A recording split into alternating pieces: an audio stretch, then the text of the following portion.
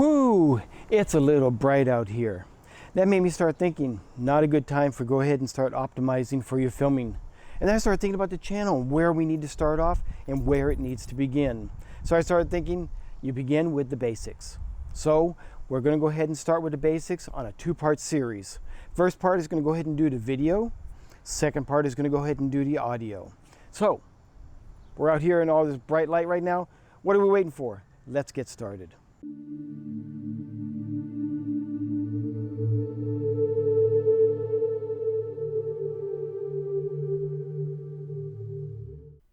Okay, when you're first starting out doing producing, creating, filming, there is two main concepts that you need to understand. The first one is video, the second one is audio. And I have found that the best way that I go ahead and learn is to do the building blocks and to go ahead and slowly build them up. So don't be discouraged if today you hear me use words and stuff you don't understand. We're going to start building onto each one of those. And the three main things I want to go ahead and cover on video today is first is your frames per second, which is also called FPS, f-stop, also known as aperture, and your ISO. So, part one in the video, first step, is does what you are filming right now, is it moving fast or is it moving slow? That is a question. That is a question you're going to have to ask yourself so you know which frame rate to go ahead and film it at, which FPS. So, do you want it to look like a cinema, like you see in a movie? Or are you filming a very fast racetrack or a sporting event or something along that line there? That will tell you which FPS you need to go ahead and set it at. So if you want to go ahead and do like the cinema setting, you would go ahead and set it down to like a 24 frames per second. Get in there. But if you're out there filming a very quick sporting event or something, you want to bump the camera up to 60 frames per second. Now, the 30 frames per second more gives you the look of a kind of like a TV, like what you would see on TV. So you got to make a decision on which one at that point you want to go ahead and use. Now, there is one thing you're going to have to think about when you're doing your frames per second at your 24, 60, 30, 120 is your shutter speed. You always want the shutter speed to be double of whatever your frames per second is. So if you're doing 24 frames per second, you want to do 48 frames per second. Now, some cameras won't let you do it. They'll let you do 50, and that's fine. So on and so on. With like the 60, you do 120, or 30, you would do 60 frames per second. Now, let's go ahead and take a look at inside the camera from the back view of it, so we can go ahead and show you a little bit more of what I'm talking about here. Okay, let's go ahead and take a look at this camera here. Now, this camera here is a little Canon M50, but if you have a Sony or Panasonic, Fuji, Nikon, even your cell phone or a little GoPro, they're going to look a little different, but the principle is all the same on each one of those. So I'll go ahead and set the shutter speed or the frames per second on this one. We'll go ahead and come in here. Let's go ahead and set right in there. And as you can see on this one here, instead of saying 24, 30, 60, 120, you're going to notice the numbers will be a little different. So like your 24 is 23.98. And that's normal for these. What they found was when they went ahead and went to set them, to get them exact, they had to actually drop it just a little bit to go ahead and set it so everything works out just perfectly on them. If you have a European camera, you may see 25 and 50. That would be normal because of the way they set them over there. And also, if you have like a Sony, the Sonys do set it up as a 24, 30, and 60, and it's still all the same. So, as you come over here, let's go ahead and see where it says HD. HD is a 720 on it. You'll see the FHD. That means it's running at a 1080. And of course, up here you see the 4K, which everybody loves to go ahead and set it right that one there. So we'll go ahead and set this one at 30 frames per second at a 1080. We'll bring it down. And let's bring it back out here. Now, one of the things you want to set on top of your frames per second is your shutter speed. So we'll go ahead and tap on that right there. Now, the general rule for shutter speed is double the frame rate. So if you are running a 24, it should be a 48. And as you can see here, this one doesn't have a 48, but a 50 will be close enough, and that would go ahead and work. We just set this one to 30, so we'll go ahead and bring it to a 60, and that would be accurate. And again, the main reason why we go ahead and set it at the double the frame rate, because that is what looks natural to the human eye, and that's how you want to go ahead and set it. Now, step 2 in the video part today is, do you want everything in your video to be blurry in the background? In other terms, do you want your subject or whatever the person you're focusing on to be nice crystal clear, but the whole background and everything behind them blurry?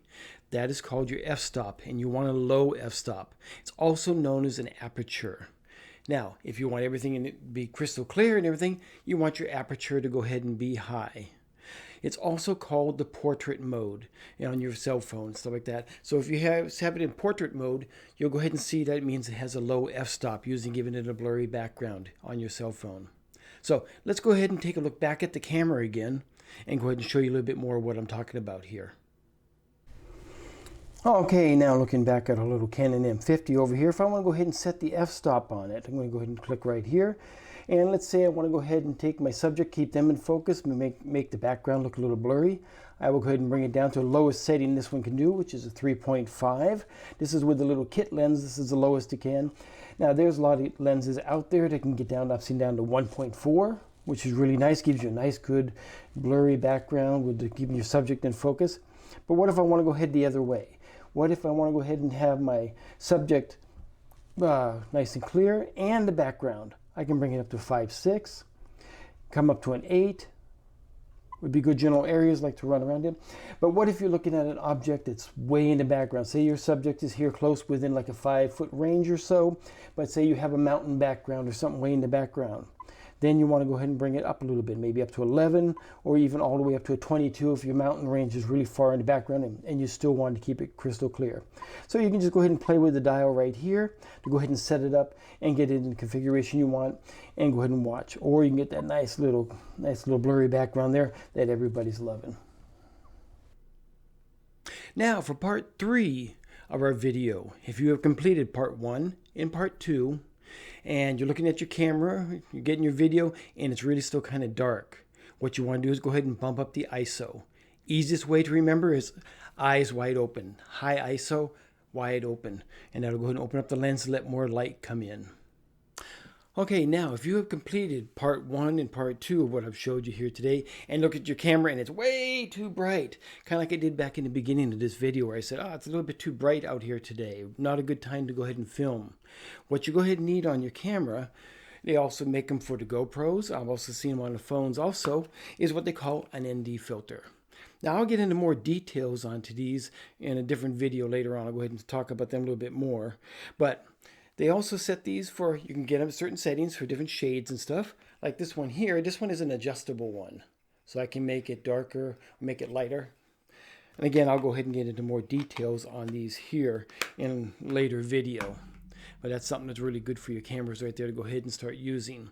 Now, if you're on your cell phone and you don't see anything to set your ISO and stuff like that, go ahead and slide your finger up and down on it or right and left onto your phone at your screen when it's on your camera part there.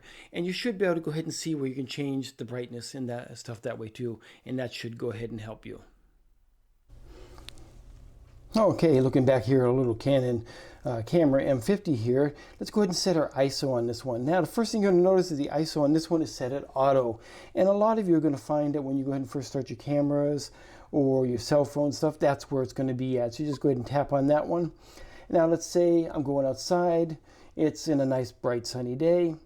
I want to generally try to keep it at around 100 if I can. If my picture starts getting blown out too much, then I will have to go ahead and add an ND filter onto that or something.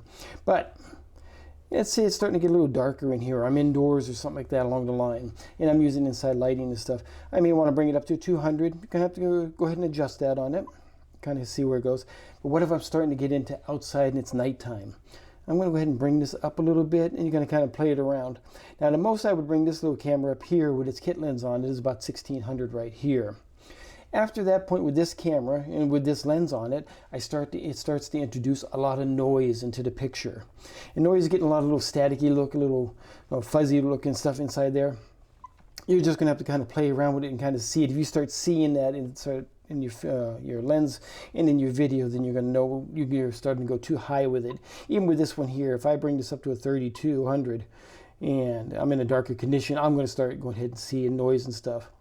The only way to go ahead and work around it is start adding light into your scenes and stuff. Start getting some extra lights working there, bringing it up and bringing your brightness up on that end there. Okay, so that completes our first part of the series here, our video section. We went ahead and covered FPS, covered f-stop, also known as aperture, and we also covered a little bit in ISO. Again, we're going to go ahead and build on each of these, and I'll probably go ahead and do videos more in the future, building up from what we went ahead and learned today. Our next part in the series is audio, so we'll go ahead and start covering that next here. Now, I'm going to go ahead and start becoming just like all the other YouTubers out there and everything. Is if you like the channel, go ahead and please give me a big thumbs up. That would be greatly appreciated. And please go ahead and subscribe to the channel if you like what we're doing here. Each week I'm going to come out with a new one. So hit that notification bell right next to the subscribe there. That way you get a notification every time I release a video. So from this point here, this is William signing off.